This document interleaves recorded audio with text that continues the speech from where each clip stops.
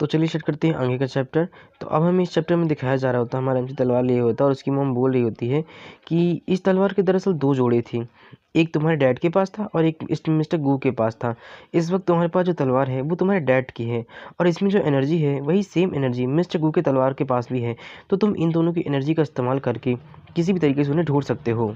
यहाँ हमारा एमसी कहता है कि हाँ ये बात सही है कि ये तलवार अगर सीलबंद भी होती तब भी इसकी एनर्जी इतनी ज़्यादा है कि कोई भी इसे आसानी से पता लगा सकता है। हो सकता है कि मिस्टर गू भी इसी तलवार की सुरक्षा के लिए या फिर किसी और वजह से उन्हें अगवा किया गया हो, कुछ हो, पता नहीं मुझे इस बारे में मॉम। लेकिन हाँ, इस तलवार की एनर्जी को कोई भी फील कर सकता है और इस तलवार से मैं मिस्टर गू को भी ढूंढ सकता हूँ। हो सकता है इसी तलवार की वजह से वो गायब हो, पता नहीं क्या है। तो ये सुनने के बाद उसकी मॉम बोलती है कि तो क्या तुम इस बात का अनुमान लगा सकते हो कि वो कौन है? क्या तुम्हें इस तलवार को छूने के बाद से कुछ महसूस हो रहा है? स्वयं से बोलता है कि नहीं, मैं ठीक ठीक तो ये नहीं कह सकता हूँ, लेकिन मैं ये अनुमान लगा सकता हूँ कि जिन लोगों ने मेरे डैड को मारा है वही लोग हैं जो मिस्टर गू के पीछे पड़े हुए हैं और वो लोगों ने मारना भी चाहते हैं। अब इसके पीछे का रीज़न क्या है ये बात मुझे नहीं पता है, मगर मुझे ये बात जानना ज़रूर है कि मेरे डैड की मौत के पीछे का राज क्या है और मिस्टर गू किससे भाग रहे हैं, क्या छुपाना चाहते हैं या फिर कौन उन्हें अगवा करके लेके गया है। लेकिन फ़िलहाल इस वक्त ये मैं ज़रूर जान गया हूँ मॉम कि अब ये शहर आपके लिए और हमारे लिए सुरक्षित नहीं है, इसलिए अब इस शहर से आपको छोड़कर जाना होगा ये शहर, क्योंकि अब सभी लोग हमारा पता जान गए हैं और जब उनके पीछे पड़े हुए हैं तो सीधी सी बात है हमारे भी पीछे पड़े हुए हैं, इसलिए हमें ये शहर छोड़कर जाना होगा। तो उसकी मॉम बोलती है कि क्या, लेकिन क्या तुम हमारे साथ नहीं आ रहे हो? तुम मेरे साथ नहीं आओगे, मैं अकेले जाऊँगी। सो बोलता है कि हाँ मॉम, आपको अकेले ही जाना होगा, क्योंकि मुझे फ़िलहाल इस वक्त मिस्टर गू और मेरे डैड की बहुत ज़्यादा परवाह है। मैं ढूंढना चाहता हूँ कि मिस्टर गू कहाँ पर है और इस तलवार की एनर्जी की वजह से मैं उन्हें ढूंढ पाऊँगा। इसके अलावा मुझे मेरे डैड की मौत का भी बदला लेना है। मैं देखना चाहता हूँ कि किसने मेरे डैड को मारा हुआ है, इसलिए मुझे अकेले ही चलना होगा। अगर आप मेरे साथ रहीं तो आप असुरक्षित रहेंगी, इसकी वजह से मुझे हर वक्त आपकी केयर करनी पड़ेगी और आपके लिए लड़ना पड़ेगा और आप मेरी कमज़ोरी हैं। अगर किसी ने आपकी कमज़ोरी का और मेरी कमज़ोरी का फ़ायदा उठाया तो मैं हार जाऊंगा, इसलिए मुझे आपको सबसे पहले सुरक्षित स्थान पर पहुंचाने की ज़रूरत है। तो उसकी मम्मी बोलती है कि ओह बेटा, आई एम रियली सॉरी कि मैं तुम्हारी कोई मदद नहीं कर सकती, बल्कि तुम्हारे ऊपर एक बोझ की तरह हूँ। ये सुनने के बाद योंजी बोलती है कि नहीं मॉम, ऐसा कुछ भी नहीं है, प्लीज़ आप ऐसा मत सोचिए कि आप कोई बोझ हैं। इस वक्त आपकी सुरक्षा बहुत ज़्यादा ज़रूरी है, क्योंकि अगर आप सुरक्षित रहेंगी तो ओप्पा को एक राहत महसूस होगी, जिसकी वजह से वो कम से कम अपने काम पर पूरा ध्यान दे पाएंगे। हमारा एमसी बोलता है कि ये सही है मॉम, आप इस बात के लिए ये मत समझिए कि आप मेरे लिए एक बोझ की तरह हैं, बल्कि मेरे लिए ज़रूरी कि मैं पहले आपको सुरक्षित करूं, क्योंकि अगर आपको कुछ हो गया तो मैं सह नहीं पाऊंगा और इस लड़ाई में हो सकता है कि जोखिम हो और किसी ने अगर मुझे हराने के लिए आपका इस्तेमाल किया तो मैं क्या करूंगा। इसलिए मैं इधर उधर घूम सकता हूं, अगर आप सुरक्षित रहेंगी तो। आपको सुरक्षित करने की आवश्यकता है, मुझे ये महसूस कराने के लिए कि मैं आप आराम से हैं, मैं कुछ भी कर सकता हूं, आपके बारे में किसी को भी पता नहीं है, कोई आपको कुछ नहीं कर सकता। ये सुनने के बाद हमारे एमसी की मॉम हमारे एमसी की यूनजी का और हमारे एमसी का हाथ पकड़ती है और दोनों को हाथ को एक करते हुए बोलती है कि ठीक है, मैं तैयार हूँ, तुम दोनों अगर इस चीज़ के लिए तैयार हो तो मैं भी तैयार हूँ। सो यूनजी बोलती है कि हाँ, मैं भी इसके साथ जाने वाली हूँ। तो हमारे एमसी की मॉम बोलती है कि मैं बहुत भाग्यशाली हूँ कि ताबुक को तुम जैसा दोस्त मिला है यूनजी, मैं बहुत खुश हूँ इस बात से। ये सुनने के बाद से यूनजी हमारे एमसी से पूछती है कि क्या सचमुच में आप ऐसे ही सोचते हैं आप दोनों? लेकिन यहाँ हमारे एमसी तो काफ़ी ज़्यादा ब्लश कर रहा था, बिकॉज वो यूनजी को पसंद जो करता है। सो हमारे एमसी की मॉम बोलती है कि बेशक बेटा, इस मामले में मैं किसी की नहीं सुनने वाली हूँ, बहुत देर हो चुकी है वैसे, चलो अब तुम दोनों आराम कर लो, ठीक है, ये सब बातें हम बाद में करेंगे। लेकिन दोनों के दोनों अपने हाथ छुड़ाते हैं और बहुत ज़्यादा ब्लश कर रहे होते हैं, क्योंकि बहुत ज़्यादा शर्म आ रही थी दोनों को, आखिर लवर जो ठहरे। सो यूनजी बोलती कि शर्माते शर्माते कि मैं वो जा रही हूँ घर, मुझे ना काफ़ी लेट हो रहा है, ठीक है, तो बाय। हमारा एमसी काफ़ी ज़्यादा खुश होता है, लेकिन फिर भी उसका हाथ पकड़ लेता है। सो ब्लश करते हुए वो उससे बोलता है कि देखो रात बहुत हो गई है, मेरे ख्याल से तुम्हें इस टाइम पे घर नहीं जाना चाहिए, तुम मेरे पास एक लिविंग रूम का कमरा है, तुम उसे शेयर कर सकती हो। सो बेचारी योंजे कुछ नहीं बोलती है। सो ये सही बात हमारे एमसी की मॉम बोलती है कि very good, that not bad बेटा, ये तो काफ़ी अच्छा आइडिया है, तुम हमारे लिविंग रूम का इस्तेमाल कर सकती हो बेटा, आ जाओ, ताबू का ख्याल काफ़ी अच्छा है ना? वैसे मेरे ख्याल से मेरा बेटा तुम्हारा काफ़ी ज़्यादा ख्याल रख रहा है बेटा, अच्छी चीज़ है। यहाँ हमारा एमसी लिविंग रूम में लेके जाता है योंजी को और बोलता है कि ब्लश करते हुए कि तो तुम आराम से इस कमरे में सोना, ठीक है, कोई ज़रूरत हो तो तुम मुझे बुला सकती हो, मैं बगल वाले कमरे में ही हूँ, जल्दी आ जाऊँगा। सो योंजी बोलती कि ओके ठीक है।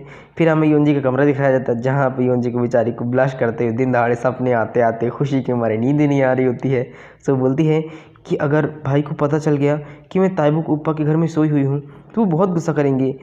फिर वो अपना मुँह और ढक लेती है शर्म के मारे, बोलती कि हालाँकि अब मैं अभी पूरी तरीके से उसकी फियांसी नहीं बनी हूँ, लेकिन हम साथ में मतलब कमरे में उसके तो रह ही सकती हूँ कम से कम, है ना? गुस्सा नहीं करेंगे।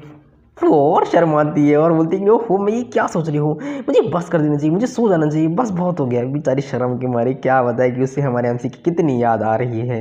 यहाँ हमारे एमसी का भी कुछ यही हाल होता है। अब वो दरवाजे के बाहर बैठ देख रहा होता है जब से हो गया है और बड़ा ज़्यादा खुश होता है और बोलता है कि काफ़ी अच्छा दिन है। फिर हमें सीन शिफ्ट कर दिखाया जाता है एक जगह का सीन, मतलब एक पहाड़ी के ऊपर एक घर टाइप का जगह होती है जहाँ पर से हमें एक खिड़की का सीन दिखाया जा रहा होता है, जहाँ पे हमें दिखाया जाता है किसी और को नहीं बल्कि मास्टर गू को, जो कि यहाँ पर आए हुए होते हैं इतनी गुप्त जगह पर और बोल रहे होते हैं एक मूर्ति के सामने खड़े होकर कि ये सही है, यही है, यहीं पर था जहाँ सब कुछ राज छुपाया हुआ है, इसी को पाने के लिए कब से कोशिश कर रहा है।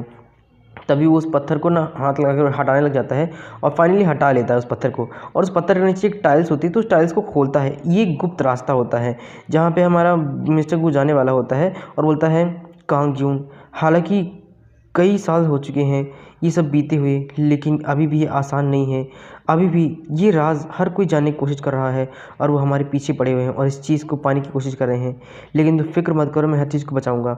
वो नीचे जाता है सीढ़ियों से और एक जगह पर आकर रुक जाता है एंड उसके बाद हमें एक रूम दिखाया जाता है जहाँ पे काफ़ी सारी चीज़ें होती हैं जैसे कि तलवार, हथियार वगैरह और बाकी सारी चीज़ें, और एक सामने एक तलवार रखी होती है जिसे वो देखता है। सो ये कोई और शायद तक तलवार नहीं है, ये वही तलवार है जिसके बारे में हमारे एमसी की मॉम बोल रही थी, और यही दोनों तलवार शायद वो पाना चाहते क्योंकि बहुत ताकतवर तलवार है। सो वो एक किताब को उठाता है मिस्टर गू और बोलता है कि मैं तुम्हें बचा नहीं सका हायूं, लेकिन कम से कम ताइबुक की रक्षा ज़रूर कर सकूँगा, इसलिए तुम चिंता मत करो, मैं उसकी रक्षा हर हाल में करूँगा किसी भी कीमत पर। यहाँ मास्टर गू अपने अतीत की कहानी बताने लग जाते हैं कि आखिर वो राज है क्या जिसकी वजह से वो भाग रहे हैं और किस चीज़ के पीछे इतना पड़े हुए हैं और कौन उनके पीछे उनकी जान लेने की कोशिश कर रहा है। सो वो बताते हैं कि आज से 15 साल पहले की बात है जब वुल्फ पैक नाम का एक ग्रुप सामने आया था। वो ग्रुप बहुत ही क्रूर और बेकार था। वो लोगों के जितने भी मार्शल आर्ट के ग्रुप और जितनी भी तकनीक थी वो चोरी किया करता था। मतलब ये कि किसी भी तरीके की रहस्यमय तरीके से वो हर एक परिवार के अंदर घुसते थे। उनके पास एक बहुत अच्छी काबिलियत थी कि वो कभी भी भूतों की तरह घूमते रहते थे और कभी भी किसी के सामने आ सकते थे और कभी भी गायब हो सकते थे। उन्होंने दुनिया भर में हर तरह के परिवार के पास जितनी भी मार्शल आर्ट की तकनीक की ग्रुप, इसके अलावा किताबें थीं, ताकतें थी, उनकी स्किल्स, उन सब को चुराना शुरू कर दिया, उनके ग्रंथों को चुराना शुरू कर दिया, उनके हथियारों को चुराना शुरू कर दिया और बेवजह उन लोगों को मारना शुरू कर दिया। वे लोग इतने क्रूर थे कि बड़े परिवार और ग्रुप को मारने में भी संकोच नहीं करते थे, इतने ज़्यादा निर्दयी थे। इसके अलावा उन्होंने ना जाने कितने लोगों को बेघर और बेसहारा छोड़ दिया, सिर्फ़ और सिर्फ़ उनकी मार्शल आर्ट टेक्निक की ग्रंथ के कारण।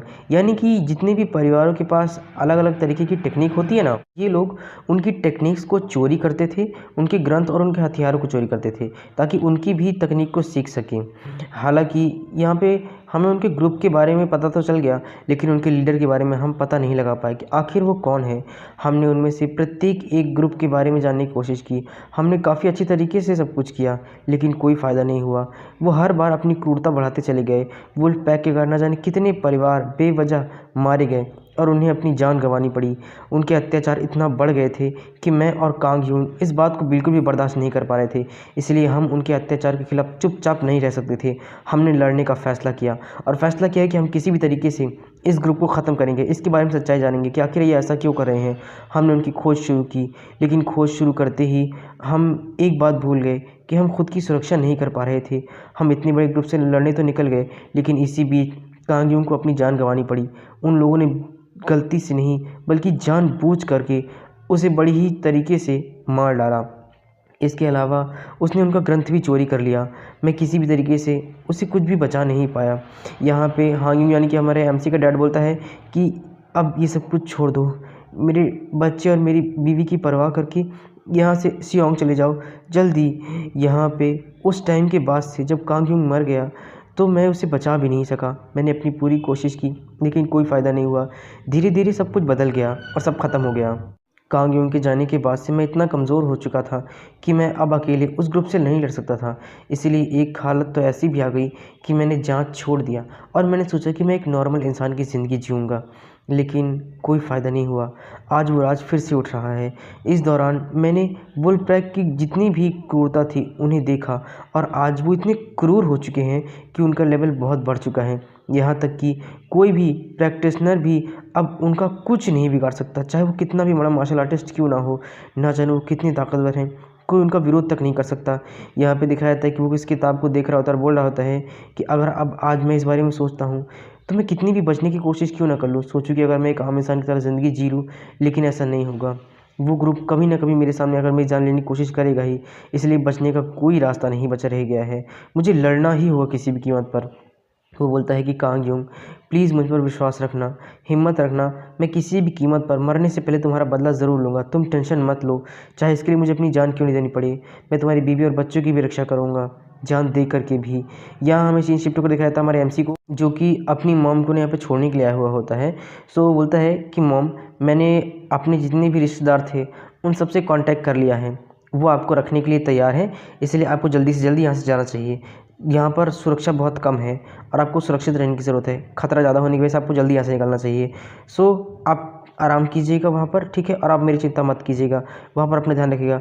फ़िलहाल आप अपने ऊपर ध्यान रखिएगा और ये ध्यान दीजिएगा कि जब मैं ताकतवर हो जाऊँगा तब मैं आपके पास आऊँगा, तब तक आपको छुप कर ही रहना होगा, ठीक है, ताकि आपको कोई कुछ करे ना। सो ये सुनने के बाद हमारे एमसी की माँ बोलती है कि ठीक है, मुझे बहुत बहुत ज़्यादा खुशी है कि तुम मेरे बेटे हो। हालांकि बहुत काफ़ी वक्त हो गया है हमारे परिवार के बुज़ुर्गों से मिले हुए। मुझे उम्मीद है कि वो कांग परिवार की बहू को परेशान तो बिल्कुल नहीं करेंगे, है ना? ठीक है, एक काम करती हूँ बेटा, मैं जाती हूँ, लेकिन एक बात ध्यान रखना कि तुम ज़्यादा मेरी चिंता मत करना। तुम अपना ध्यान रखना, ठीक है, और मेरी चिंता बिल्कुल भी मत करना, अपना ख्याल रखना, ठीक है। सो ये सुनने के बाद से हमारा एमसी बोलता है कि ओके मॉम, मैं कर लूँगा। और यहाँ योंजे बोलती है क्या फ़िक्र मत कीजिए, मैं इसकी देखभाल करूँगी मॉम। ये सुनने के बाद उसकी मॉम की आंखों में आंसू आ जाते हैं, बोलती है कि ओके मेरे बेटे का ध्यान रखना बेटा। और वो जाने लग जाती है और हमारा एमसी बाय करता है। तभी योंजे बोलती है कि ओप्पा, यहाँ पर ख़तरा बहुत ज़्यादा है, इस समय हमें यहाँ से निकल जाना चाहिए, क्योंकि अगर किसी ने भी आपकी मॉम को हमारे साथ देख लिया तो सब यही समझ जाएंगे कि हम उनके साथ कुछ ना कुछ रिश्ता हमारा लगा हुआ है। इसलिए उनकी सुरक्षा के लिए हमें यहाँ से निकल जाना चाहिए। अगर किसी ने देख लिया तो वो आप पर नहीं बल्कि उन पर ज़रूर हमला करेंगे। तो वो बोलता है कि हाँ बिल्कुल सही कहा तुमने, हमें यहाँ से निकलना चाहिए मॉम की सुरक्षा के लिए। वो जाने लग जाते हैं, तभी वहाँ पर सामने ना कुछ लोग सडनली आकर खड़े हो जाते हैं हमारे एमसी को मारने के लिए। हाँ, हमारे एमसी को उन चारों गुंडों ने, जितने भी गुंडे थे सारे के सारे लोगों ने एकदम से घेर के रखा हुआ था। और ये किसी और का नहीं बल्कि हायुंग का ही काम होता है, क्योंकि सीधी सी बात है वही बस देखे जो हमारे एमसी से जलता है। सीधी सी बात है, भले ही उसे हाफ फैमिली की तरफ से एक मिला हुआ है कि उसे नहीं मारना है, लेकिन फिर भी ज़बरदस्ती मारने के लिए चला आया और बोलता है कि मिस, क्या आपको घर वापस नहीं जाना है? आप इस आदमी के साथ क्या कर रही हैं और कौन है आप? यानी कि योंजे की बात कर रहा होता है हमारे एमसी से दूर करने के लिए। ये सुनने के बाद से वो बोलती है योंजे कि मैं किसके साथ हूँ, क्या कर रही हूँ, तुम्हारे से कोई लेन देन नहीं, समझ में आया ना? अपने काम से काम रखो। ये सुनने के बाद से वो हमारे योंजे के पास थोड़ा बदतमीजी करता है, बोलता है प्रेसिडेंट ने कहा है कि आपको घर वापस चलना होगा, इसलिए बेहतर है कि आप हमारे साथ चलिए। अगर आप यही सोचती है तो हमें जबरन आपको लेके जाना होगा। सो ये सुनने के बाद योंजे बोलती है कि मैं नहीं जा रही हूँ, जो करना है करो। ये सुनने के बाद हायुंग बोलता है कि क्या आप सिर्फ उस कमीने की वजह से हिचकिचा रही हैं? हाँ, आप उस कमीने की परवाह करने की ज़रूरत नहीं है, मैं यहाँ से आपको लेकर के ही जाऊँगा किसी भी कीमत पर, आपको अच्छा लगे या ना लगे। आपको क्या अच्छा लगता है, हाँ, कि आप दोनों एक साथ अच्छे लगते हैं? बेवकूफ़ी है आपकी ये सुनने के बाद हमारा एमसी बीच में आता है, योंजे को बचाने के लिए बोलता है क्या तुम उसे बहकाने की कोशिश कर रहे हो?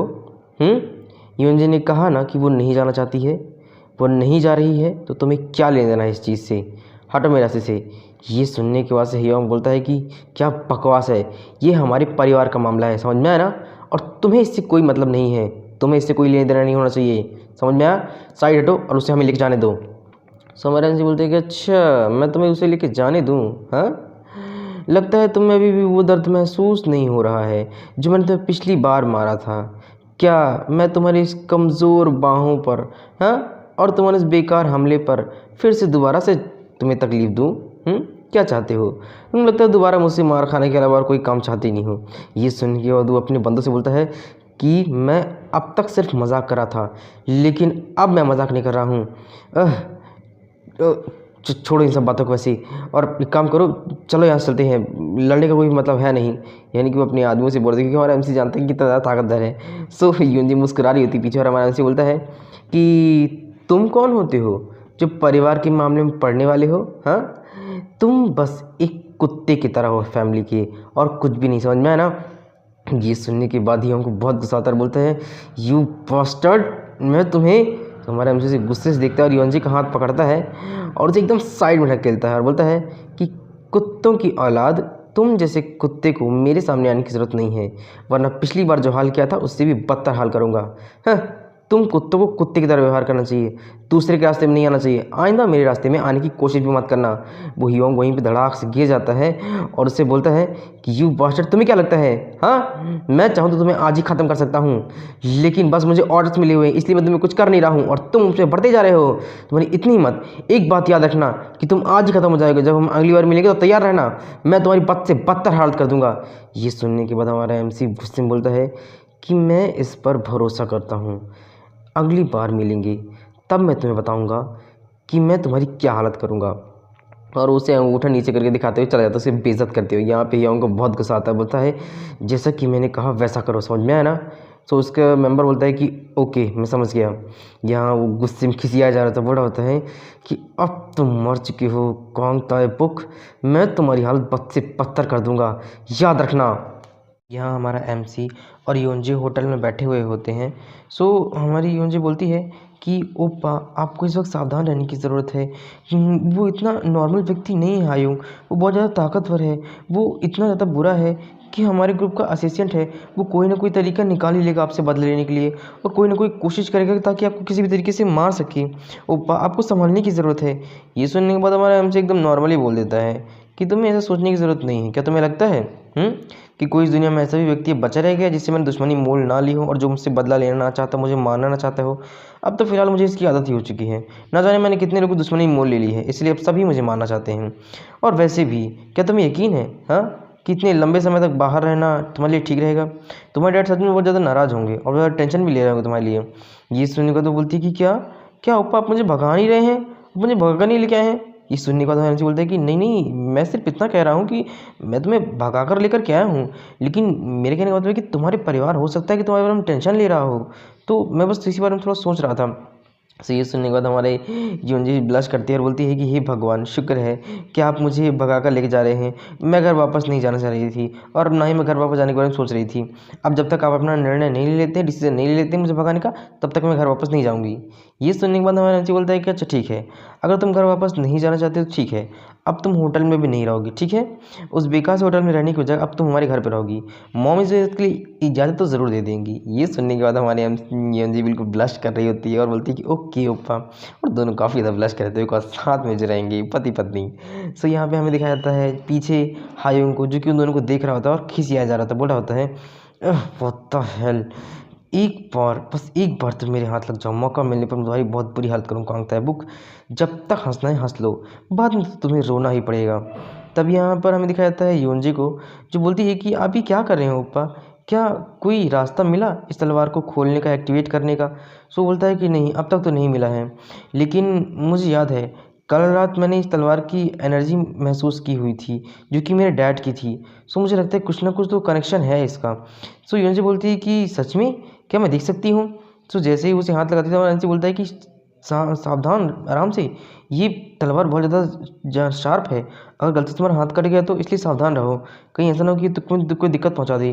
सो जैसे ही उसे हाथ लगाती है वो तलवार चमकने लग जाती है, क्योंकि तलवार हमारी योनजी को पहचान लेती है, कैसे इट इज़ हमारी योनजी भी अब होने वाली वाइफ ही है, तो इसलिए। सो योनजी बोलती है कि ऐसा लगता है कि इसने मुझे अपना बॉस स्वीकार कर लिया है, देखिए ना, ये मुझे एक्सेप्ट कर रही है। सो ये देखने के बाद हमारे नसीब सोचते हैं कि ये कैसे हो सकता है, ये योनजी तो हमारी फैमिली की भी नहीं है।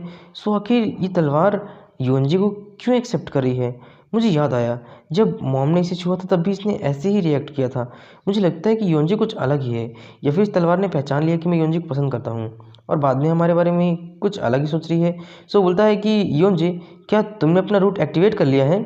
ये सुनने के बाद योनजी बोलती है कि मुझे ऐसा नहीं लगता है, मेरे हिसाब से जब डैड मेरी तरफ देखते थे तो मुझे कहते थे कि मुझे और ज़्यादा ट्रेनिंग की ज़रूरत है। रूट एक्टिवेट हुआ या नहीं हुआ मुझे पता नहीं है। सो ये सुनने के बाद एमसी बोलते हैं कि ठीक है अपना हाथ मुझे दो। सो बोलती है कि ओके।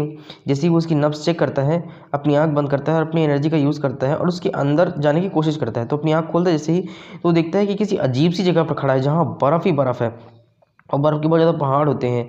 सो हमारा एमसी बोलता है कि ये एक नॉर्मल बात है कि बाकी सारे लोगों के जितनी भी एनर्जी का सेंटर होता है वो नहीं होता है, लेकिन योंजी में ये बहुत अजीब बात है कि यहाँ पर कोई भी सेंटर नज़र नहीं आ रहा है एनर्जी का। ऐसा कैसे? चारों तरफ से बर्फ़ ही बर्फ़ है। फिर वो अपनी आँख खोलता है एंड योंजी से बोलता है कि क्या तुम मुझसे कुछ छुपा रही हो? तुम्हारी एनर्जी के सेंटर में कुछ गड़बड़ है।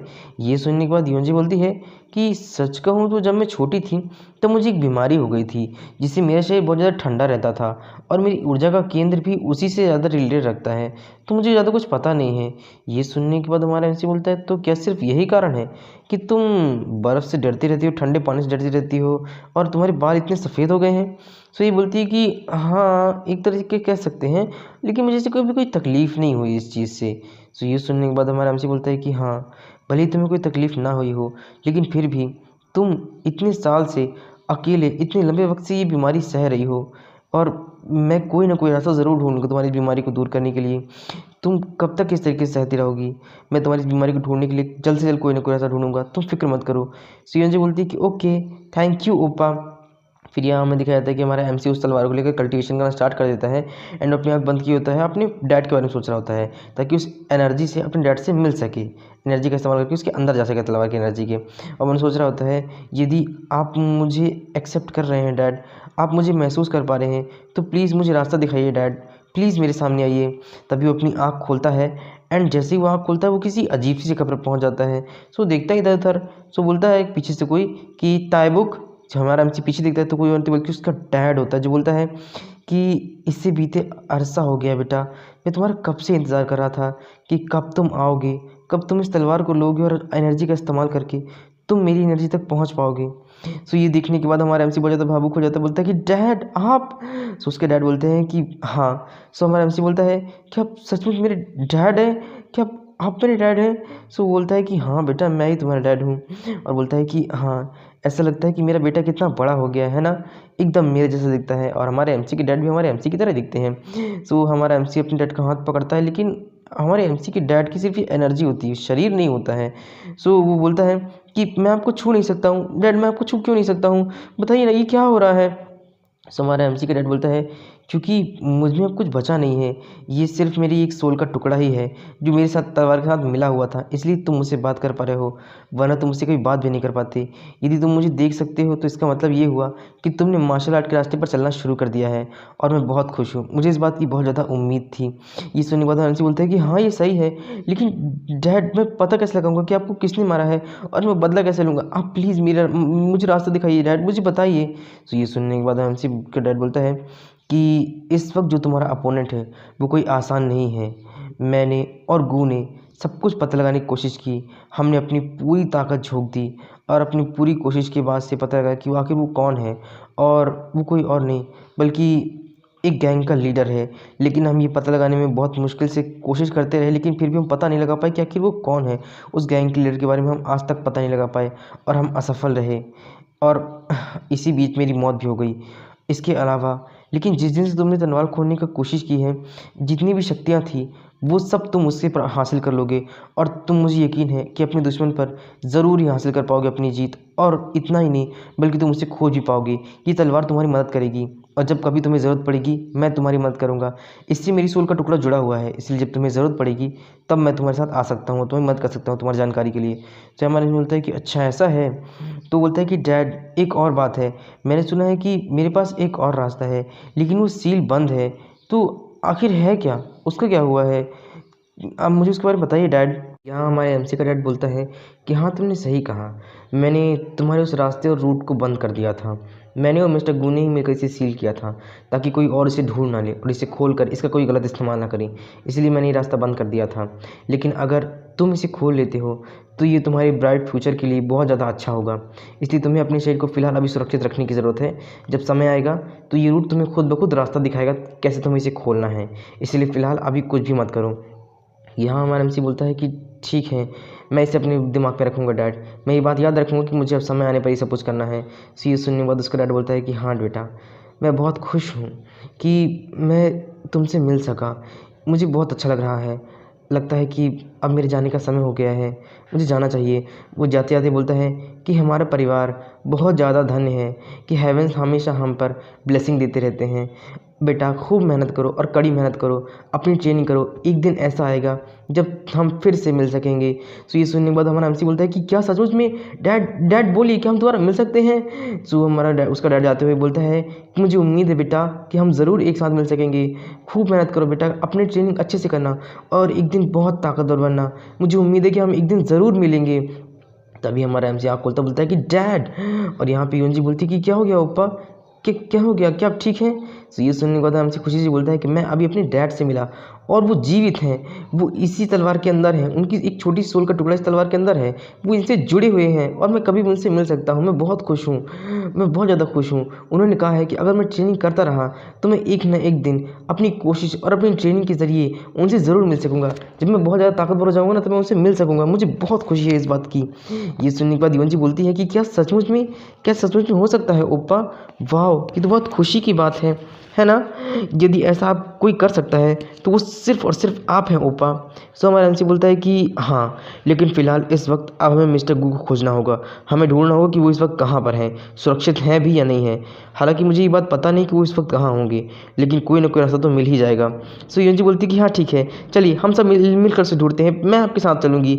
सो ये सुनने के बाद हमारा एमसी बोलता है कि नहीं, फ़िलहाल तुम्हें स्कूल जाना होगा और मुझे लगता है कि इस वक्त ये सोचना बिल्कुल भी सही नहीं होगा। ये काफ़ी ज़्यादा ख़तरनाक है, इसलिए मेरे ख़्याल से तुम्हें इस वक्त स्कूल जाना चाहिए। इस वक्त तुम्हारे डैड के पास रहना ज़्यादा ज़रूरी है। सो युवन जी बोलती है कि क्या? लेकिन तुमने तो कहा था कि तुम मुझे भगा के लेके जाने वाले हो ना, तो फिर तुमने अपना मन कैसे बदल लिया? हाँ, तुम मुझे भगा कर लेकर के आए हो, अब तुम बोलो कि मुझे अपने डैड के पास वापस जाना होगा? सो एमसी बोलता है कि नहीं, ऐसा नहीं है। देखो, इस वक्त मुझे तुम्हारी सुरक्षा करना बहुत ज़्यादा मुश्किल है क्योंकि मैं तुम्हारे डैड जितना ताकतवर नहीं हूँ और मुझ पर हर वक्त हमला होता ही रहता है। मैंने ना जाने कितने लोगों से दुश्मनी भी मोल ली हुई है, इसलिए मुझ पर कब कैसे हमला हो जाए मैं नहीं जानता हूँ। इसलिए तुम्हारी इस चीज़ बीच पर रक्षा कर पाना बहुत मुश्किल होगा। मैं खुद की रक्षा कर पाने में उतना मुश्किल पड़ रहा हूँ तो मैं तुम्हारी कैसे रक्षा कर सकूँगा?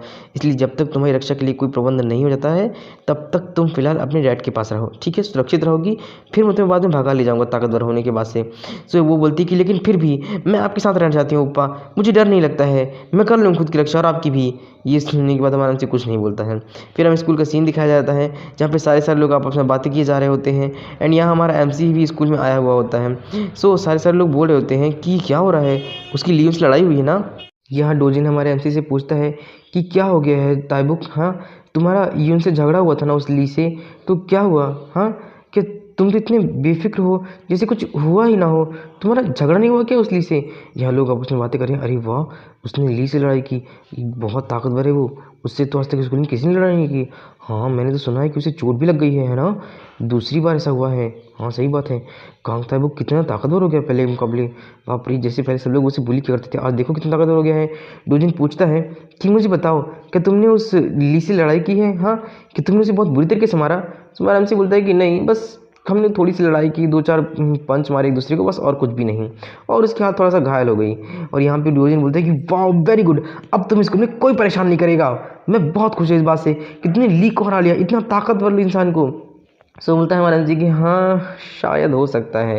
यहाँ पे हमें यूनजी जोई को दिखाया जा रहा था जो कि बेचारी बड़ी परेशान हो रही होती है बिकॉज ली इसी के प्यार में तो हमारे एमसी से लड़ने के लिए आया था।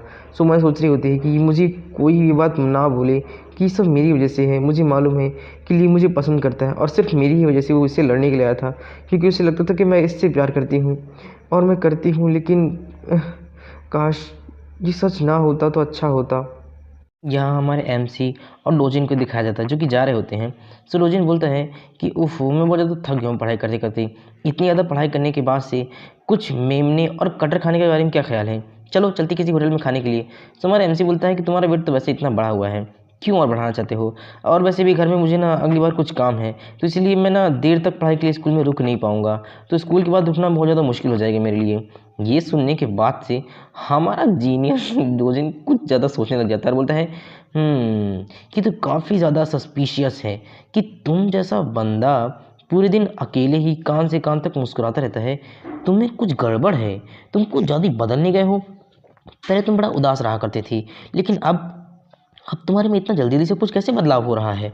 सो ये सुनने के बाद हमारा एमसी बोलता है कि हाँ, ये थोड़ा सस्पिशियस ज़रूर है, लेकिन खैर ये सब छोड़ो और मैं कल मिलता हूँ, ठीक है। सो ये सुनने के बाद डोजिन हमारा खड़ा जाता है और वो चला जाता है हमारा एमसी। यहाँ डोजिन सोचे जा रहा होता है, बोल रहा होता है कि मैं कैसे भी इसे देखूं, किसी भी तरीके से देखूं, लेकिन ये काफ़ी ज़्यादा सरप्राइज़ है कि अब ये बहुत प्यारी प्यारी बातें करने लग गया है और इसमें प्यार ही प्यार झलक रहा है। आखिर हो क्या रहा है इसके साथ। यहाँ हमारा एमसी जा रहा होता है तो कोई उसका पीछा कर रहा होता है। सो तिरछी नजर करके देखता है कि आखिर कौन है जो उसका पीछा कर रहा है। पीछे मुड़ के बोलता है कि आखिर कौन हो तुम, सब कुछ क्या हो रहा है। सो एक बंदा उसके सामने आ जाता है एंड बोलता है कि कांग ताए बुक, क्या ये तुम ही हो। ये सुनने के बाद हमारा एमसी बोलता है कि हाँ मैं ही हूँ कांग ताए बुक, लेकिन तुम कौन हो। सो ये सुनने के बाद वो बोलता है कि मेरी पहचान ज़रूरी नहीं है, इस वक्त मैं बस एक रिक्वेस्ट करने आया हूँ। मैंने सुना है कि तुम एक बहुत अच्छे टीचर हो, एक बहुत अच्छे प्रैक्टिशनर हो। सो मैं तुमसे एक रिक्वेस्ट करने आया हूँ। एज यू टीचर, मैं तुमसे रिक्वेस्ट करने आया हूँ कि टीचर प्लीज़ मुझे सिखाइए। हमारे एमसी की इसकी बातें और इसकी हरकत बिल्कुल भी अच्छी नहीं लगती है और उसे थोड़ा सा ट्रिगर्ड हो जाता है कि कुछ ना कुछ तो गड़बड़ है, महसूस हो जाता है पहले ही। तो वो थोड़ा तिरछी नजर करके देखता है और बोलता है कि बकवास मत करो, समझ में आया ना, मैं कुछ नहीं सिखाने वाला तुम्हें, मेरा कोई इरादा नहीं है, जाओ यहाँ से। ये सुनने के बाद से वो अपनी स्पीड का इस्तेमाल करता है और सडनली एकदम हवा की तरह हमारे एमसी के सामने से गायब होकर एकदम सामने आ जाता है और बोलता है कि क्या तुम्हें नहीं लगता है कि अगर तुमसे कोई प्यार से और अच्छे से बात कर रहा है, इज्जत दे रहा है, तो बदले में तुम्हें भी उसे थोड़ी सी रिस्पेक्ट देनी चाहिए, तुम्हें उसका सम्मान करना चाहिए। लगता है तुम्हें सम्मान करना सिखाना होगा, तुम्हें किसी ने सिखाया नहीं दूसरों की इज्जत करना। यहाँ पर इतनी ज़्यादा स्पीड से आने के बाद हमारा एमसी मन सोचता है कि ये क्या है, ये एक प्रैक्टिशनर है, एक मेडिकल स्टूडेंट, लेकिन उसके बाद भी इसके पास शैडो टेक्निक कैसे हो सकती है। ये शैडो टेक्निक तो कोई मामूली टेक्निक नहीं है, बल्कि बहुत मुश्किल से सीखने पड़ता है लोगों को। ये अचानक से गायब होकर मेरे सामने आ गया है, ये आदमी कुछ अलग ही है, ये कोई नॉर्मल इंसान नहीं है। तभी पीछे डोजिन आ जाता है, बोलता है कांग ताएबुक क्या तुम ठीक हो, कांग ताएबुक क्या तुम ठीक हो। तभी एकदम उसके सामने आता है, उसकी रक्षा करने के लिए बोलता है कि देखिए मिस्टर, आपको उससे कोई भी लेन देना नहीं है। उसने बोला है ना कि वो आपको नहीं सिखाना चाहता है, तो क्या आपने समझा नहीं है, कि आपको समझ में नहीं आ रहा है कि उसने क्या कहा है। मैं एक बात आपको साफ करने देना चाहता हूँ कि अगर वो मना कर रहा है, रेजिस्ट कर रहा है, तो आपको इस तरीके से इसके सामने करने की ज़रूरत नहीं है, समझ में है ना। अब आपको मुझसे भिड़ना होगा अगर आपको उसे कुछ भी कहना है तो। ये सुनने के बाद से वो आदमी बोलते हैं क्या बकवास है, हाँ, क्या तुम अब लड़ाई से बचने के लिए एक नॉर्मल और इस बेवकूफ़ जैसे दिखने वाले इंसान के सामने छुपने जा रहे हो, हाँ। और तुम बेवकूफ़, तुम एक नॉर्मल इंसान हो, तुम्हें लड़ना, स्किल या मार्शल आर्ट में कुछ नहीं आता, लेकिन तब भी तुम इसकी रक्षा करने के लिए आ रहे हो। वो तुम्हारी रक्षा करेगा, तुम उसकी रक्षा करोगे। यहाँ पे हमारा एमसी भी यही बात बोलता है कि तुम एक नॉर्मल इंसान हो, मैं खुद की रक्षा कर लूँगा, तुम्हें मेरी करने की ज़रूरत नहीं है, और तुम इसमें शामिल होने के लिए थैंक्स, लेकिन तुम ये नहीं कर पाओगे, मैं इसका ध्यान रख लूँगा, ठीक है। सो डोजिन बोलता है कि हाँ, लेकिन दोस्तों के बीच में इतनी ज़्यादा वफादारी तो होनी चाहिए ना, कि हम एक दोस्त दूसरे दोस्त को छोड़कर कभी ना जाए। क्या तुम इस तरीके से हर वक्त खोटा पहन के रहने वाले हो कि तुम हर चीज़ करते रहते हो। मुझे इस बात से बहुत ज़्यादा दुख हुआ कि पिछली बार जब लियोन तुम्हें मारने के लिए आया तो मैं तुम्हारी कोई मदद नहीं कर सका, इसीलिए अब इस बार मैं जान देकर के भी तुम्हें मदद करूँगा। मैं मानता हूँ कि मेरे पास कोई भी ताकत नहीं है, मैं कुछ लड़ नहीं सकता, मैं कुछ कर नहीं सकता, मैं एक नॉर्मल इंसान हूँ, लेकिन मुझे जितना हो सकेगा मैं तुम्हें मदद करूँगा, और तुम्हारी मदद करने के लिए भले मुझे अपनी जान क्यों नहीं देनी पड़े। और हाँ मिस्टर, अगर आपको उस तक पहुँचना है तो आपको सबसे पहले मुझसे भिड़ना होगा। ये सुनने के बाद उस बंदे का भी दिमाग सटा जाता है और बोलता है कि लगता है कि तुम्हारे पास कहने के लिए कुछ बकवास शब्द हैं, चलो अगर तुम यही चाहते हो तो यही सही। और वो उसे एक पंच इतना स्पीड में मारता है कि डोजिन बेचारा एकदम शॉक रहता है, लेकिन हमारा सडनली उसका रोक लेता है उसका हाथ और बोलता है कि बस बहुत हो गया है, मैंने सोचा था कि तुम मेरे साथ घूमने फिरने और ज़रा सा मस्ती करने आए हो, लेकिन तुम इसमें मेरे दोस्त को भी शामिल कर रहे हो। मेरे दोस्त को इसमें शामिल करने की ज़रूरत नहीं है। और हमारा एमसी भी शैडो टेक्निक जानता है और सडनली हमारे डोजिन के आगे आ गया। सो बंदा बोलता है कि वाह वेरी गुड, मुझे उसके लड़के से ऐसी ही उम्मीद थी कि वो ऐसा ही कुछ करेगा। कांग ताएबुक, आखिरकार तुम कामयाब रहे, तो चलो शुरू करते हैं। वो एक लात उठाता है एंड हमारे एमसी को मारने वाला था, तभी हमारा एमसी बोलता है कि डोजिन प्लीज़ यहाँ से वापस जाओ, तुम यहाँ पे इससे नहीं लड़ सकते हो, प्लीज़ यहाँ से वापस जाओ, मैं संभाल लूँगा इस चीज़ को। हमारा एमसी उसकी किक को अपनी किक से ब्लॉक कर देता है और अपनी एनर्जी का फॉर्म करता है अपनी किक में, जिसे देखकर डोजिन भी शॉक रहता है, बोलते हैं कि वाह क्या एनर्जी है। और यहाँ पे वो बंदा बोलता है कि वाह तुमने काफ़ी अच्छा किया है, हाँ तुमने मेरे किक को अपनी किक से रोक लिया। तुमने मेरी उम्मीद से काफ़ी बढ़कर काम किया। मुझे उम्मीद नहीं थी कि कांग युनवू का बेटा इतना होशियार होगा। ये सुनने के बाद वो बोलता है कि आखिर तुम हो कौन, हाँ, और तुम किसके लिए काम कर रहे हो।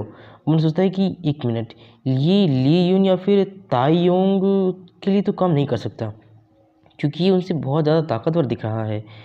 ये कोई और ही है, पर ये कौन है। ये कोई और नहीं होता बल्कि शैडो गैंग का मेंबर होता है। सो वो बोलता है कि अगर तुम जीतोगे तो मैं तुम्हें ज़रूर बता दूंगा कि मैं कौन हूँ, बस तुम लड़ाई तो करो। वो अपनी की को फॉर्म करता है, अपनी लाइटनिंग एनर्जी का यूज़ करता है, जिसे देखने के बाद हमसे सोचता है कि ये क्या है। ये तो लाइटनिंग एनर्जी, इसका मतलब है कि ये लाइटनिंग एनर्जी का प्रैक्टिशनर है। वाकई में ये कमाल है। और वो अपनी की को फॉर्म करता है आसमान में और हमारे एमसी को और बिजली गिराता है, लेकिन हमारा एमसी बच जाता है उससे और पीछे डॉज कर लेता है। और इतना ज़्यादा इम्पैक्ट होता है उस एनर्जी का कि ज़मीन में गड्ढा हो गया होता है, जिसे देखने के बाद डोजी बोलती है कि वाह कमाल है, क्या एनर्जी है।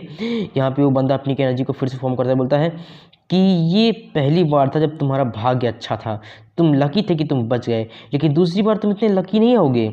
मेरी एनर्जी इस बार तुम्हें ख़त्म कर ही देगी।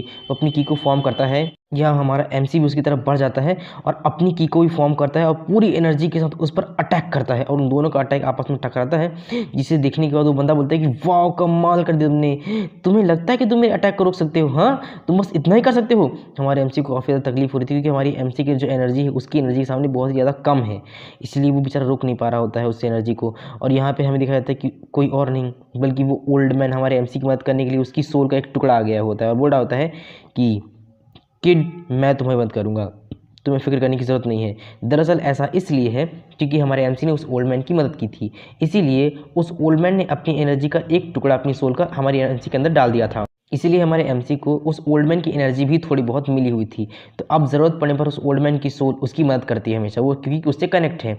यहाँ पे हमारे एमसी में सोच रहा होता है कि एक मिनट, ये एनर्जी तो मेरी नहीं है, तो क्या ये एनर्जी उस ओल्ड मैन की है। तो क्या उस समय उस ओल्ड मैन ने मुझे एनर्जी के साथ अपनी सोल का एक टुकड़ा भी दे दिया था। इस वक्त मेरी मदद कर रहा है, मुझे ऐसे महसूस हो रहा है कि उसकी एनर्जी है, ये बहुत ज़्यादा है और अपनी फुल पावर का अटैक करता है एक साथ उसके साथ उसके ऊपर, जिसकी वजह से उसे भी पीछे हटना पड़ता है और उसकी एनर्जी भी उसके सामने कुछ भी नहीं है। तो वो पीछे हटते हुए बोलता है कि ओह यू बास्टर्ड, और बोलता है कि वाकई में मानना पड़ेगा, फर्स्ट टाइम ऐसा हुआ है जो इतना दिलचस्पी आ रही है मुझे इस गेम में, सो इंटरेस्टिंग। पहली बार ऐसा हुआ है कि मेरा अपोनेंट इतना ज़्यादा ताकतवर है, अब मज़ा आएगा लड़ने के लिए। चलो ये मजाक बहुत हो गया, ये खेल खिलौना, अब रियल खेल खेलते हैं, देखते हैं कौन कितना ताकतवर है। तुम अपनी फुल एनर्जी का यूज़ करो और मैं अपनी फुल एनर्जी का यूज़ करता हूँ। वो अपने हाथ में की को फॉर्म करता है और बोलता है कि अब तुम नहीं बच पाओगे, और वो उसकी तरफ एकदम मारने के लिए बढ़ जाता है और अपनी की को पूरी तरीके से फॉर्म करता है और बोलता है कि इस बार मैं तुम्हें मार कर जाऊँगा हर हाल में। अब तुमने मुझे जब पहचान लिया है तो तुम्हें मरना ही होगा, क्योंकि अब ये मेरे राज की बात है। यहाँ हमारा एमसी अपनी पूरी पीक फॉर्म में अपनी पूरी एनर्जी को एक साथ यूज़ करता है। हमारे ओल्ड मैन अपनी खुद की एनर्जी और अपनी डैड की एनर्जी को एक साथ हम यूज़ करता है और बोलता है कि आओ देखते हैं किस में कितनी ताकत है। अगर तुम मरने के लिए इतना ही ज़्यादा पागल हो तो मैं तुम्हें आज ख़त्म करके ही मानूंगा, देखते हैं किसकी मौत होने वाली है आज। हमारी एनर्जी इतनी ज़्यादा हमारे एमसी की होती है कि वो अपने हाथ में की को फॉर्म करता है और उन दोनों का पंच आपस में टकराता है, और इस बार हमारे एमसी की एनर्जी उतनी ही जितनी उस सामने वाले बंदे की है। और हमारे एमसी और हमारा वो जो आदमी होता है वो दोनों आपस में लड़ रहे होते हैं, तभी ऊपर से दिखता है कि हमें कोई देख रहा होता है उन दोनों को। सो उनमें से पीछे उसका एक बंदा होता है, वो बोलता है कि इस आदमी का नाम कांग ताए बुक है। सो बोलता है बंदा कि आगे वाला कि क्या कांग ताए बुक, तो क्या ये कांग यूनवू का बेटा है। सो बोलता है कि हाँ ये वही है। सो ये सुनने के बाद बोलता है कि इंटरेस्टिंग, मानना पड़ेगा हमारे यहाँ तो बहुत अच्छा ख़जाना लग गया। हाँ तो यही कारण है कि क्यों पोंग जिम दिखाई दे रहा था उस जिम में, है ना। यही कारण हो सकता है कि गू बाउंस योंग भी अभी तक ज़िंदा है। क्या उसका पीछा करना हमारे लिए एक इनाम के तौर पर है। वेरी गुड, मुझे कांग यूनवू के बेटे से यही उम्मीद थी। सो पीछे वाला लाल वाला बंदा बोलता है कि हाँ, लेकिन फ़िलहाल मेरे हिसाब से इस वक्त हमें इसका पीछा छुड़वा लेना ज़्यादा बेहतर रहेगा। अगर हम अभी इसे निपटा देते हैं तो हमें आगे तकलीफ़ नहीं होगी। तो वो बोलता है कि नहीं नहीं नहीं, ये हमारे लिए की तरह है, एक चाबी की तरह है, ये हमारा ख़जाना है, हम इसे ऐसे वेस्ट नहीं कर सकते हैं। हमारे लिए बेहतर होगा कि हम उस आदमी का पीछा करें ताकि बॉस की ज़रूरत की चीज़ हमें मिल सके। इसलिए गू बाउंस योंग उसके बजाय उस गंदे आदमी को ख़त्म कर दो ताकि हमें उसकी उपयोग चीज़ मिल सके। ये बोलता है कि ठीक है मैं समझ गया। सो वो बंदा बोलता है और हाँ, उस योंजी के बारे में क्या हो गया, उसके साथ क्या हो रहा है। सो बोलता है कि ऐसा लगता है कि योंजी के परिवार वाले ने कांग ताए को वापस ले जाने और उसके घर में रहकर योंजी को बचाने की जगह पर उसे घसीटने के लिए अपने आदमी भेजे हुए हैं। सो बोलता है कि अच्छा, तो वो हेयोंग है जिसे हाप परिवार ने भेजा हुआ है। तो मुझे लगता है कि हाप परिवार का वो तायोंग ही हो सकता है जिसे उन्होंने भेजा होगा उस योंजी को उठवाने के लिए घर से। कांग ताएबुक को इस समय व्यस्त रख करके वो सिर्फ अपना टाइम बाय कर रहा है और कुछ भी नहीं। फिर हमें सीन शिफ्ट होकर वो बंदा दिखाया जाता है जो कि बोल रहा होता है कि सचमुच में मुझे एक ऐसा अपोनेंट मिला है जिससे मैं कम आंक नहीं सकता। मैं बहुत खुश हूँ इस बात से कि मेरा अपोनेंट बहुत ज़्यादा ताकतवर है। अब इस खेल में मज़ा आएगा। मेरे ख्याल से जो क्यूंग पोंग है, शायद इसी का नाम है, वो इसी को बोल रहा था शायद तक, क्यूंग पोंग। यहाँ दोनों आपस की एनर्जी लड़ रही होती है, दोनों ही पीछे हटने को तैयार नहीं होते हैं। यहाँ उस बंदे की मुझे खून निकल रहा था क्योंकि हमारे एमसी की एनर्जी उससे ज़्यादा है। सो बोलता है कि वाकई में मुझे तुम्हें मानना पड़ेगा, जिसकी मुझे चाहत थी तुमने मुझे आखिरकार वही दिया। तुम उतनी ताकत हो जितना मैं सोच रहा था। यहाँ हमारे एमसी एकदम शॉक रहते कि इतना होने के बाद भी बंदा ऐसी बात कह रहा है। वो अपने हाथ में दूसरी की को फॉर्म करता है, बोलता है कि चलो अब इस लड़ाई को ख़त्म ही कर देते हैं। सो हमारा एमसी सोचता है कि ओह नो, मैं इसे और नहीं रुक सकता हूँ, मुझे कुछ करना ही होगा क्योंकि भले ही मुझे कितना भी ताकतवर हो, मैं या इसकी बराबरी क्यों ना हो, लेकिन मैं कब तक इसे लड़ पाऊंगा। वो बंदा एकदम अपनी की को फॉर्म करते बोलता है कि यू बास्टर्ड, अब तुम मरने वाले हो। तभी हमें ऊपर वो दोनों आदमी दिखाए जाते हैं जो कि बोलता है कि वो आदमी हमेशा की तरह ही पागल और बेवकूफ़ की तरह है। सो दूसरा बीच उसके पीछे वाला बंदा बोलता है, लाल वाला कि हाँ आप तो उसे जानते ही हैं, तो आप ऐसे कैसे सकते हैं। सो बंदा बोलता है कि वो मार्शल आर्ट का दीवाना है और कुछ भी नहीं। वो कुछ समय के लिए एक बदनाम और बेवकूफ़ की तरह है। पागल ये भी नहीं जानता है कि वो मरने जा रहा है, वो मौत को चुनौती देने जा रहा है। तो उसका दिमाग ख़राब हो गया। वो क्या कर रहा है, किस काम के लिए भेजा था और वो क्या काम कर रहा है। वो बंदा अपनी एनर्जी का यूज़ करके दीवार में कुछ लिखता है हमारे एमसी के लिए क्योंकि वो उसे बचाना चाहता है। दरअसल मैं आपको बता दूं कि ये बचाना क्यों चाहता है, क्योंकि हमारे एमसी को इसलिए बचाना चाहता है कि वो उसका इस्तेमाल कर सके। क्योंकि हमारा एमसी है जो एक मास्टर गू तक पहुंच सकता है और ये लोग मास्टर गू तक पहुंचना चाहते हैं ताकि वो उससे उसकी वो चीज़ हासिल कर सकें। इसीलिए हमारा एमसी जब मास्टर गू तक पहुंचेगा तो इसका पीछा करते वो सब भी मास्टर गू तक पहुँच जाएंगे, इसलिए उसकी मदद करना चाहता है। ये चीज़ मैंने आपको पहले बता दी है। तो वो बंदा बोलता है कि कांग ताएबुक, मैं तुम्हें अभी मरने नहीं दे सकता हूँ क्योंकि तुम आगे चलकर मेरा बहुत काम आने वाली हो। इसलिए मैं उस बेवकूफ़ के हाथों से, उस लड़ाई खोर के हाथों से तुम्हें मरने नहीं दे सकता हूँ क्योंकि वो लड़ाई का दीवाना है और लड़ाई करते करते वो लोगों की जान ले लेगा और अगर तुम मर गए तो मेरा काम कौन करेगा आगे का। इसीलिए मैं तुम पर इस टाइम पे ये रिक्वेस्ट और ये उपकार करने वाला हूँ। वो एक पत्थर को उठाता है और बोलता है कि इस समय कांग ताएबुक, मैं तुम्हारी बात कर रहा हूँ। हमने जो पहले प्लान बनाया था अब हम उसकी जगह प्लान बी को एक्सेप्ट करेंगे, समझ गए ना। तो उसके पीछे वाला बंदा बोलता है कि ओके। यहाँ हमारे एमसी को दिखाया था जो कि उसके पंच को डॉच कर रहा होता है और बड़ी मुश्किल से डॉच करता है क्योंकि वो एक के बाद एक पंच मार जा रहा होता है और उसके हाथ से इतनी एनर्जी होती है कि हमारा एमसी सह नहीं पा रहा होता है, ज़मीन में दरार तक आ गई होती है। यहाँ हमारा एमसी बोलता है कि उफ, ये इतनी एनर्जी मैं सह नहीं पा रहा हूँ। उसके मुँह से खून निकल रहा होता है। यहाँ पे वो बंदा दिखाया जाता है ऊपर वाला जो कि अपने हाथ में उस पत्थर को लेकर किसी की को फॉर्म कर रहा, बोल रहा होता है कि कांग ताएबुक, इस समय मैं तुम पर एक फेवर कर रहा हूँ क्योंकि मुझे तुम्हारी ज़रूरत है। मुझे उम्मीद है कि जब मैं तुम्हारा पीछा करूँगा तो तुम एक ना एक दिन गू बाउंसियोंग तक मुझे ज़रूर पहुँचा दोगे। इसलिए फ़िलहाल इस वक्त मुझे तुम्हारी मदद करने की ज़रूरत है। वो एक ही साथ में पत्थर का यूज़ करता है, उसमें एनर्जी की को फॉर्म करता है और उसके ऊपर फेंक देता है जिससे उसका ध्यान जो है थोड़ा सा डाइवर्ट हो जाएगा तो हमारे एमसी को टाइम मिल जाएगा। सो जैसे उस पर हमला करता है सो वो क्योंग एकदम से बचने की कोशिश करता है, बोलते कि बहुत है ये क्या है। हमारे एमसी को यही एक मौका दिखाई देता है और वो एक ही बार में हम उसके ऊपर चढ़ जाता है और बोलता है यू बॉस्टर्ड, अब तो मरने वाले हो। और एक पंच मारता है उसके ऊपर अपनी की को फॉर्म करते हुए। वो बंदा सडनली अटैक से थोड़ा सा सरप्राइज हो जाता है और खुद बच नहीं पाता है। हमारा एमसी दूसरे हाथ में की को फॉर्म करता है और एक ही बार में उसके ऊपर वार करता है जिससे वो धड़ाक से वहीं पे गिर जाता है और बोलता है, उसके मुँह से खून निकल रहा होता है और बोलता है कि इस तरीके से अचानक हमले करने का क्या मतलब है। तुम एक कायर हो, तुमने मुझ पे पीछे से वार किया और अचानक हमला किया, इसलिए मैं तुमसे लड़ नहीं पाया। अगर तुम सच में वाकई में लड़ाकू हो तो सामने से हमला क्यों नहीं किया तुमने। यहाँ हमारे एमसी मन सोच रहा होता है कि मुझे ऐसा क्यों लग रहा है जैसे कि किसी ने मेरी मदद की है। वो पत्थर अचानक कैसे आया, ज़रूर उसे किसी ने जानबूझ कर फेंका हुआ है, लेकिन कौन है जो मेरी मदद कर रहा है।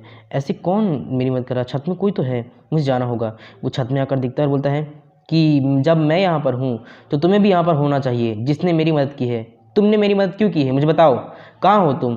तभी उसकी नज़र पड़ती पत्थर पर जहाँ पे लिखा होता है कि योंजी मुसीबत में है। ये देखने के बाद उसे ट्रिगर होता है कि वो नो योंजी, मैं तो उसके बारे में भूल ही गया था इस लड़ाई के चक्कर में। फिर हमें हमारे एमसी के घर का सीन दिखाया जा रहा होता है जहाँ पे योंजी बैठी हुई होती है। मन सोच रही है कि कौन हो सकता है, दरवाज़ा खटखटा रहा होता है ना कोई, इसीलिए।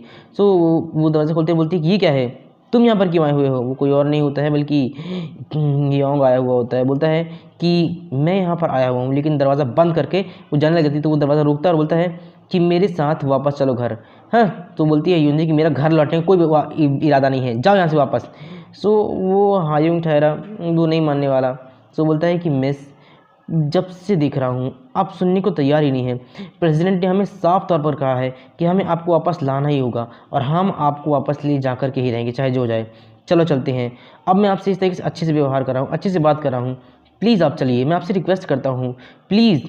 तो वो बोलता है कि नहीं, मैंने कहा है ना कि ये बेतुकी बकवास करना बंद करो, मैं यहाँ से नहीं जाने वाली हूँ। क्या तुम सच में सोचते हो कि मैं इस बात पर यकीन कर लूँगी, तुम्हारे साथ चल दूँगी? हाँ। सो वो बोलता है हायुंग कि मिस, आप एक बात मेरी समझने की कोशिश तो कीजिए, प्रेसिडेंट ने हमें स्ट्रिक्ट ऑर्डर दिया हुआ है। सो आप मुझे बताइए कि कांग ताइबुक और ताइबुक के आने का इस समय आने ही वाला है, बस आप प्लीज़ हमारे साथ चलिए। हमें कब से आपके लिए बोला गया है, आप हमारी बात समझने की कोशिश तो कीजिए प्लीज़ एक बार। यहाँ पे वो तायुंग बोल रहा होता है कि मिस, हमारी बात समझने की कोशिश कीजिए। वो कांग ताइबुक बच नहीं पाया क्योंकि हमने इस बार उसे मारने के लिए एक गुंडे को भेजा हुआ है। जिसे सुनने के बाद योंजी बोलती है कि क्या तुमने ऊपर के साथ क्या किया है? तुमने उसे मारने के लिए किसी को भेजा हुआ है? क्या ऊपर ठीक नहीं है? ये सुनने के बाद तो बोलता है तायुंग कि हमने किसी को भेजा हुआ है।